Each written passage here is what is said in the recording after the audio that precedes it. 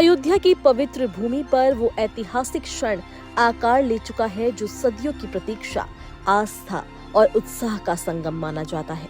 राम मंदिर का संपूर्ण निर्माण हो चुका है और इसके शिखर पर धर्म ध्वजारोहण की परंपरा को पुनः स्थापित किया गया है। मंदिर के शीर्ष पर केसरिया ध्वज का फहराया जाना सिर्फ एक धार्मिक अनुष्ठान नहीं बल्कि वैभव, परंपरा, आध्यात्मिकता और सांस्कृतिक पुनर्जागरण का भव्य संकेत माना जाता है।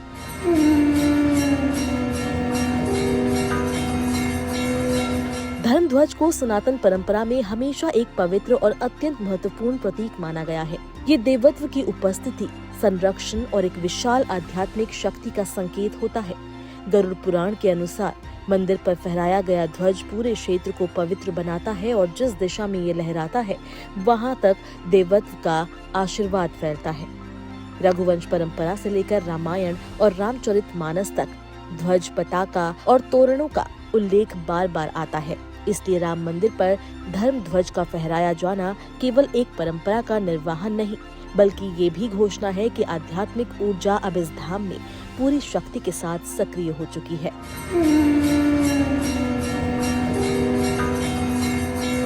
इस भव्य ध्वज की बनावट और इसके प्रतीक भी उतने ही महत्वपूर्ण है जितना ये ध्वज है। केसरिया रंग का ये ध्वज 22 फीट लंबा और 11 फीट चौड़ा बनाया गया है।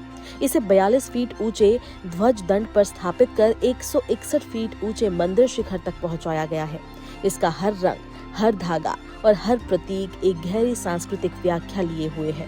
केसरिया सूर्य की ऊर्जा, त्याग, वीरता, आध्यात्म, ज्ञान, पराक्रम और शुद्ध भक्ति का प्रतिनिधित्व करता है।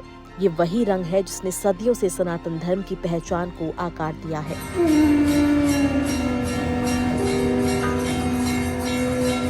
ध्वज पर 3 प्रमुख चिन्ह अंकित किए गए हैं: सूर्य, ओम और कोविदार वृक्ष।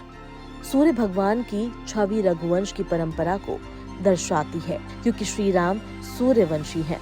सूर्य का ये प्रतीक ऊर्जा, प्रकाश, मार्गदर्शन और विजय का प्रतिनिधित्व करता है। ओम वो ध्वनि है जिससे पूरे ब्रह्मांड स्पंदित होता है। हर मंत्र का आधार ओम है और इसे ध्वज पर अंकित करना इस बात का संकेत है कि मंदिर की आभा सिर्फ एक स्थान तक सीमित नहीं है बल्कि ये संपूर्ण ब्रह्मांडीय चेतना से जुड़ी है। कोविदार वृक्ष का प्रतीक और भी विशेष माना जाता है। इसका उल्लेख प्राचीन ग्रंथों में मिलता है और इसे मंदार और पारिजात के दिव्य संयोग से उत्पन्न बताया गया है।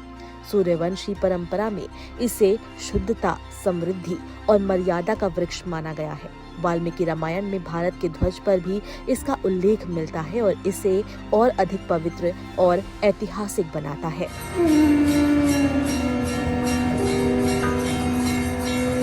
धर्म ध्वज की विशेषता केवल इसके आध्यात्मिक महत्व में नहीं बल्कि इसकी संरचना और निर्माण में भी देखी जा सकती है। इसे पैराशूट ग्रेड वस्त्र से तैयार किया गया है जो तेज धूप, वर्षा और तेज हवाओं को सहन कर सकता है।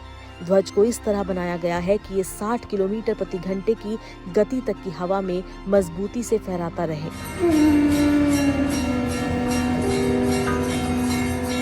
हिंदू परंपरा में मंदिर पर ध्वज फहराने की प्रथा अत्यंत प्राचीन है। गरुड़ पुराण में कहा गया है कि मंदिर का ध्वज देवता की उपस्थिति का स्वरूप माना जाता है और जिस दिशा में ये लहराता है उस क्षेत्र को पवित्र माना जाता है। रामायण और रामचरितमानस में भी ध्वज, पताका और तोरणों का वर्णन मिलता है। त्रेता युग में उत्सव श्री राम के जन्म का था और आज ये शुभ अवसर उनके मंदिर के पूर्ण होने की घोषणा करता है।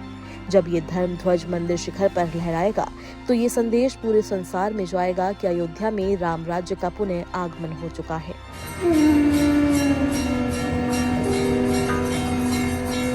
22 जनवरी 2024 को आयोजित प्राण प्रतिष्ठा गर्भगृह में रामलला की मूर्ति की प्राण प्रतिष्ठा थी, जिसका अर्थ है देवता में प्राण शक्ति का संचार करना और पूजा आरंभ करना। दूसरी ओर ध्वजारोहण वास्तुशिल्पीय पूर्णता और मंदिर की संप्रभुता की सार्वजनिक घोषणा का प्रतीक है। कुछ पुजारियों ने इसे द्वितीय प्राण प्रतिष्ठा कहा है क्योंकि ये संपूर्ण संरचना का सक्रियण है।